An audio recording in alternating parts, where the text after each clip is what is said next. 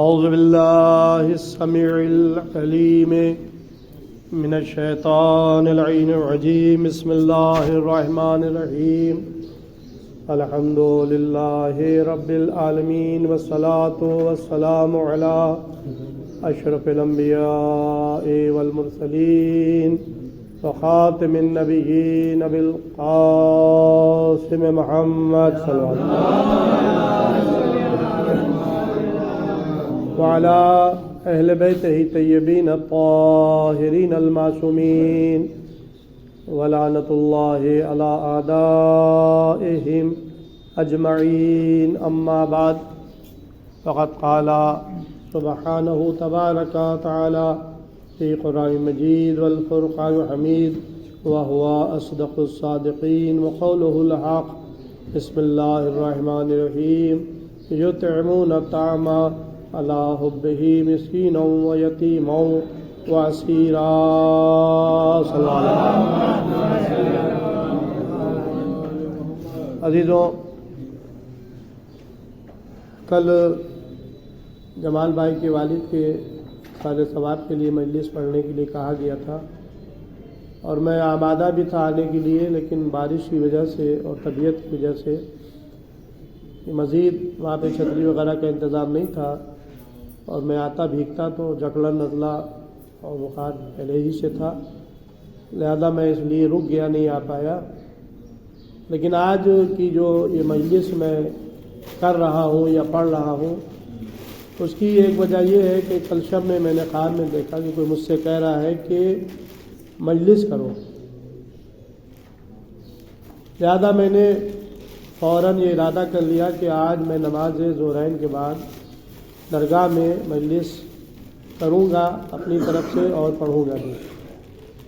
اب قلب صادق صاحب کا جو نام آیا ہے وہ صرف اس لیے کہ اکثر علماء بہت سے تھے، بزرگ علماء، خود قلب صادق صاحب کے بڑے بھائی قلب عابد صاحب مرحوم، یا اس کے علاوہ مولانا جعفر صاحب، مولانا حسن صاحب، مولانا سید علی صاحب، مولانا تقی جناب صاحب، مولانا سید علی صاحب، مولانا غلام مرتضیٰ صاحب، مولانا سعد حسین صاحب، مولانا انہیں بہت سے ایسے علماء ہیں جن کو میں نے بچپنے سے سنا بھی ہے اور ان کے قریب بھی رہا، قربت بھی رہی ان سے نماز مجلس پڑھوائی، نماز پڑھوائی، ان کے پاس آنا جانا رہا، ان سے سوال جواب رہے۔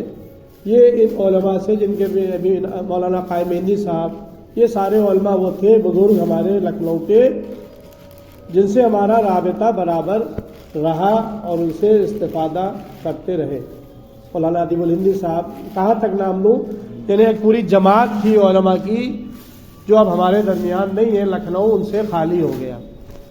اب اگر کوئی مسئلہ درپیش ہوتا ہے تو سوچنا پڑتا ہے کہ کس سے پوچھا جائے،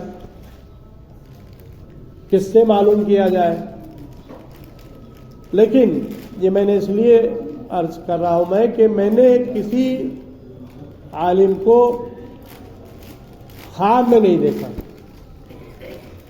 اتنے علماء کے میں نے نام لیے جو بعض اس میں میرے استاد بھی ہیں۔ سید علی صاحب میرے استاد تھے یونیورسٹی میں، شعبہ فارسی میں اور شعبہ اردو عربی میں، اور مولانا سعد حسین صاحب ابن حیدر صاحب یہ میرے استاد بھی رہے ہیں، لیکن میں نے ان کے انتقال کے بعد کبھی ان کو خواب میں نہیں دیکھا۔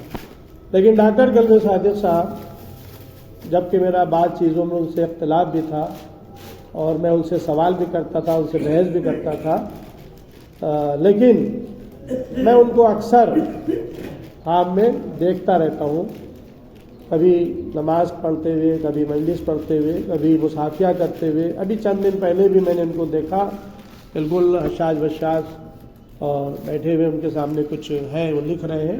میں گیا، سلام دعا ہوئی، خیریت معلوم کی، اور وہ مجھے خواب ہی میں کچھ مشورہ بھی دے رہے تھے۔ تو اب ظاہر ہے کہ بعض لوگوں کو مرنے کے بعد بھی اپنی خدمات کو جاری رکھنے کا اللہ کی طرف سے شرف حاصل ہوتا ہے، یہی میں کہوں گا، اور کیا کہوں۔ اور میری خوش نصیبی یہ ہے کہ میں علماء سے استفادہ کرتا ہوں اور ان کا احترام کرتا ہوں۔ اب اس لیے میں نے ان کا نام لیا اور ان کے لیے خصوصاً سورہ فاتحہ پڑھوائی، جملہ مرحومین مومنین مومنات کے ساتھ۔ دوسری چیز یہ ہے جو میں نے یہ آیت کریمہ پڑھی ہے، یہ سورہ دہر کی آیت ہے، یطعمون الطعام علی حبہ مسکینا و یتیما و اسیرا۔ کچھ لوگ اللہ کے بندوں میں سے ایسے بھی ہیں کہ جو اللہ کی محبت میں یتیم، اسیر، مسکین اور اسیر کو کھانا کھلاتے ہیں۔ اب یہ میں نے آیت پڑھی ہے، لیکن اس سے پہلے کی بھی آیت ہے، یوفون بالنذر، نذر مانتے ہیں، آخرت سے ڈرتے ہیں۔ اس کے بعد پھر اور اس کے بعد کی بھی آیتیں ہیں جو مسلسل اہل بیت علیہ السلام کی شان میں نازل ہوئی ہیں، بلکہ یوں کہا جائے کہ یہ سورہ دہر پورا جو تقریباً بسم اللہ کو ملا کر 31 آیتیں ہیں، یہ پورا سورہ اہل بیت کی فضیلت میں اور ان کا قصیدہ پڑھتا ہوا نازل ہوا ہے۔ صلوات محمد۔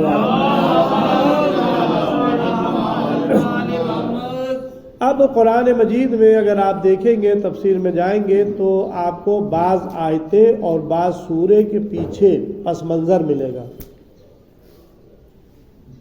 سورے نازل ہونے کے پیچھے یا بعض آیات کے نازل ہونے کے پیچھے اس کا پس منظر ہے۔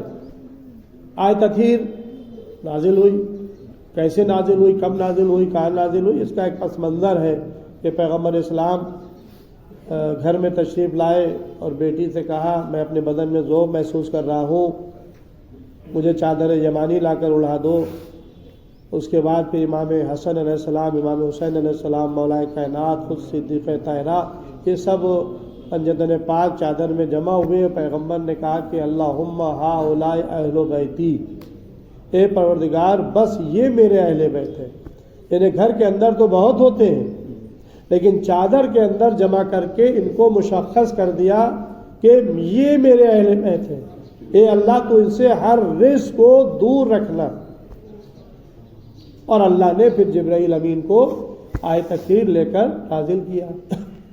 تو اسی کے پس منظر میں پوری حدیث قصہ ہے جو آپ حضرات سماعت فرماتے ہیں۔ ایک آیت نازل ہو رہی تھی، لیکن ایک آیت نازل ہونے کے پس منظر میں پوری حدیث قصہ اس کی تفصیلات میں موجود ہے۔ فَقُلْ تَعَالَوْا نَدْعُ أَبْنَاءَنَا وَأَبْنَاءَكُمْ وَنِسَاءَنَا وَنِسَاءَكُمْ وَأَنفُسَنَا وَأَنفُسَكُمْ ثُمَّ نَبْتَهِلْ فَنَجْعَلْ لَعْنَةَ اللَّهِ عَلَى الْكَاذِبِينَ۔ عمل حاجہ کا علم آ چکا، حجت تمام ہو چکی، اے رسول ان سے کہہ دیں کہ تم اپنے بچوں کو لاؤ، ہم اپنے بچوں کو لائیں، تم اپنی عورتوں کو، ہم اپنی عورتوں کو، تم اپنے نفسوں کو، ہم اپنے نفسوں کو، اور اللہ کی طرف رجوع کریں اور جھوٹوں پر اللہ کی لعنت کریں۔ یہ آیت مباہلہ ہے۔ اب یہ آیت نازل ہونے کا بھی پس منظر ہے کہ وہ عیسائیوں کو دعوت دی گئی تھی اسلام کی، اور عیسائی نجران کے آئے تھے پیغمبر کی خدمت میں، اور پیغمبر سے جناب عیسیٰ علیہ السلام کے سلسلے میں بحث ہوئی، اور وہ اپنی ہٹ دھرمی پر تلے ہوئے تھے۔ پیغمبر کے سمجھانے اور قرآنی آیات کے نازل ہونے اور دلیلیں پیش کرنے کے باوجود بھی نہیں مان رہے تھے، اپنی ہٹ دھرمی پر تلے ہوئے تھے، اور یہ کہہ رہے تھے کہ عیسیٰ اللہ کے بیٹے ہیں۔ حجت تمام ہو چکی، آیتیں نازل ہو چکی، تب یہ آیت نازل ہوئی ان سے کہہ دو، مباہلہ۔ اور جب مباہلہ کے میدان میں پیغمبر اسلام اب نانا کی جگہ پر اپنے نواس و حسن حسین کو لے کر، اور نسانہ کی جگہ پر بیٹی کو لے کر، انفسنا کی جگہ پر علی علیہ السلام کو لے کر میدان مباہلہ میں آئے، تو علماء نجران نے مسلمانوں سے پوچھا یہ کون ہیں جن کو آج رسول اپنے ساتھ لے کر آ رہے ہیں؟ تو یک زبان ہو کر مسلمانوں نے، صحابہ رسول نے اس بات کی گواہی دی کہ یہ اہل بیت رسول ہیں، اہل بیت رسول ہیں۔ یعنی صحابہ نے بتا دیا گھر میں رہنے والے سب اہل بیت میں شامل نہیں ہیں، یہ مخصوص اہل بیت ہے جن کو اللہ نے منتخب کیا ہے، اور جن کے شان میں اللہ نے آیت تطہیر نازل کی ہے، آیت مباہلہ نازل کی ہے۔ صلوات محمد والے۔ کیونکہ آج عالم اسلام نعرے حیدری، نعرے حیدری، نعرے صلوات، آج عالم اسلام ہٹ دھرمی پر تلا ہوا ہے۔ بلکہ ایک لفظ کہوں کہ دیگ سے زیادہ چمچہ گرم. مثال دی جاتی ہے نا، دیگ سے زیادہ چمچہ گرم. بھائی آپ صحابہ کے اقوال دیکھ لیں، کتابیں بھری پڑی ہیں حدیث سے، ازواج رسول کے اقوال دیکھ لیں، علماء کے اقوال، بڑے بڑے جید علماء کے کتابوں کو دیکھ لیں، سب اہل بیت کی فضیلت کے قائل ہیں اور ان کے فضائل کو بیان کرتے چلے آئے ہیں. لیکن آج کا مسلمان پتہ نہیں اس کو کیا ہو گیا ہے کہ وہ اہل بیت سے اپنا اظہار عداوت کرتا ہوا نظر آتا ہے. ایڑی چوٹی کا زور لگائے ہوئے کہ اہل بیت سے مراد گھر والے ہیں، ازواج رسول ہیں. بھائی ازواج رسول ٹھیک ہے گھر میں رہتے ہیں، لیکن جو قرآنی آیات نازل ہوئے، سورے نازل ہوئے، آیات اور سورے جو ہے وہ ازواج رسول کے لیے بھی آیتیں ہیں قرآن میں، لیکن یہ مخصوص آیات جو ہے وہ اہل بیت کی شان میں ہے، اس میں ازواج رسول شامل نہیں ہے. اگر ازواج رسول شامل ہوتی تو رسول مباہلہ کے میدان میں نسانہ کو میں لے آتے اپنی بیویوں کو. 11 بیویوں میں تقریباً 9 بیویاں زندہ تھی، لے آتے 9 کو. نسانہ کا حکم تھا. لفظ نساء جو ہے اس کا اطلاق بیٹی پر بھی ہوتا ہے، ماں پر بھی ہوتا ہے، ازواج پر بھی ہوتا ہے. تو جب نسانہ کے لیے اللہ نے اجازت دی تھی اور جمع کا صیغہ تھا تو پوری فوج بیویوں کی لے آتے رسول خدا. لیکن نہ لانا یہ بتا رہا ہے کہ کوئی اس معیار کا نہیں تھا جن کو میدان مباہلہ میں لایا جائے. کیوں؟ اس لیے کہ جھوٹوں پر اللہ کی لعنت ہونا تھی. تو اب جھوٹوں کو نہیں لانا تھا، سچوں کو لانا تھا جو عصمت کے دائرے میں ہو، عصمت کے درجے پر فائز ہو. اور یہی آپ کو حدیث قصہ کے آیت تطہیر کے نزول کے وقت بھی نظر آئے گا کہ آیت تطہیر نازل ہونے کے وقت جب پنجتن پاک چادر میں جمع ہوئے ہیں تو کیا ام سلمہ نے آگے بڑھ کر نہیں دامن پکڑا ہے، چادر کا کونا پکڑا ہے اور رسول خدا سے کہا یا رسول اللہ کیا مجھے بھی اجازت ہے کہ میں اس چادر میں آپ کے ساتھ آ جاؤں؟ بھئی ازواج رسول تھی، گھر کی تھی رہنے والی، ان کو آپ اہل بیت میں شامل کر لیں گے. اہل بیت گھر والے، اہل بیت سے مراد گھر والے، اس میں ازواج بھی ہے. تو بھائی ازواج ہی اہل بیت ہی میں سے ایک جو جن کو آپ اہل بیت کہہ رہے ہیں وہ ازواج میں سے ایک زوجہ آگے بڑھ رہی ہے اور کہہ رہی ہے مجھے بھی اجازت ہے. تو رسول کیا کہتے ہوئے نظر آئے؟ انک علی خیر، تم اس میں نہیں آ سکتی ہو، خیر پر ہو. تو بھائی جس کو رسول خیر کی سند دے رہے ہیں جب وہ نہیں چادر میں آ سکتی، آیت تطہیر کا مصداق ہو سکتی ہے، تو جو ازواج شر پر تھی جن کی مذمت میں سورہ تحریم میں آیات نازل ہوئی، جو میدان جمل میں نکل کے آئی، جو حسن مجتبیٰ کے جنازے پر تیر برسانے کے لیے مروان کو لے کر آئی، تو کیا وہ اہل بیت رسول اور آیت تطہیر اور آیت مباہلہ کا مصداق ہو سکتی ہے؟ نہیں ہو سکتی. تو بس عزیزوں، اہل بیت باعظمت شخصیتوں کا نام ہے. تفصیلات میں مجھے نہیں جانا ہے، اختصار پیش نظر ہے. یہ سورہ دہر نازل ہوا، اس کا پس منظر کیا ہے؟ حسنین علیل ہوئے تو رسول خدا اپنے اصحاب کے ساتھ آئے. اب یہ روایت ابن عباس سے ہے. علماء نے جو تفسیر میں روایت اور پس منظر میں لکھی ہے شان نزول سورہ دہر کی، وہ ابن عباس سے روایت ہے. ابن عباس کہتے ہیں کہ جب حسنین علیل ہوئے تو پیغمبر اسلام اپنے بعض صحابہ کو لے کر مولا علی کے گھر میں، فاطمہ زہرا صلوات اللہ کے گھر میں تشریف لائے. اب یہاں پہ ایک بات کی میں وضاحت کرنا ضروری سمجھتا ہوں. تفسیر نمونہ میں روات نزول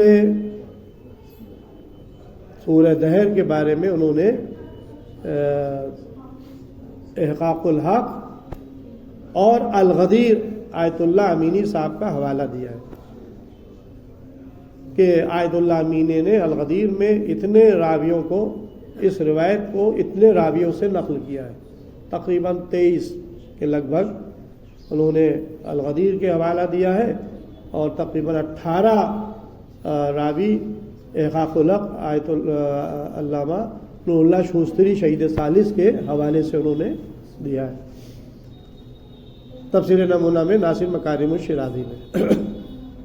میں نے رجوع کیا الغدیر کی طرف کہ دیکھیں بھائی الغدیر میں علامہ امینی نے وہ نام کون کون سے نام لکھے، تو خیر اس کا عربی کی کتابیں ہیں، وہ ہندوستان بھی آئے تھے وہ، اور یہاں کے کتب خانہ ناصریہ سے بھی انہوں نے کافی استفادہ کیا یہاں کی کتابوں سے، جب انہوں نے الغدیر تقریباً 12 جلدیں لکھی۔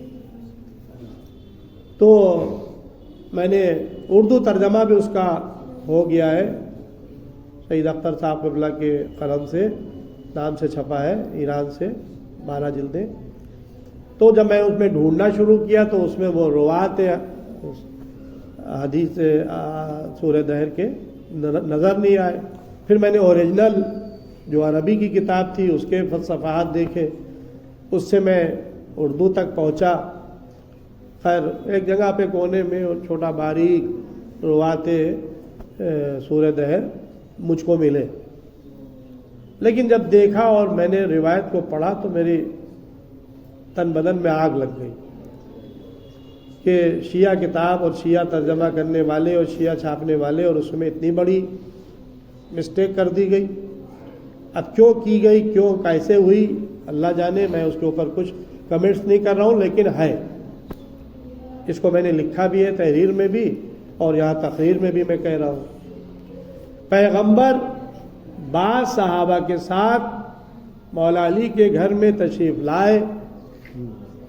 اب ترجمے میں کیا لکھ رہے ہیں اردو میں کہ صحابہ نے کہا یا علی آپ نظر مان لیں، میرے بچے صحتیاب ہو جائیں تو ہم 3 روزے رکھیں گے۔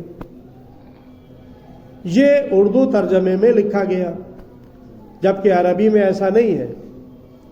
جن علماء نے ابن عباس سے روایت کو نقل کیا ہے اردو کتابوں میں، عربی کتابوں میں، فارسی کتابوں میں، سب میں یہ جملہ ہے کہ پیغمبر اسلام نے ارشاد فرمایا یا علی، اے بیٹی فاطمہ زہرا، اے علی تم نظر مان لو کہ میرے بچے صحتیاب ہو جائیں تو ہم 3 روزے رکھیں گے۔ اور عقل میں آنے والی بات بھی ہے، اسلام کی شریعت کا پہنچانے والا کون؟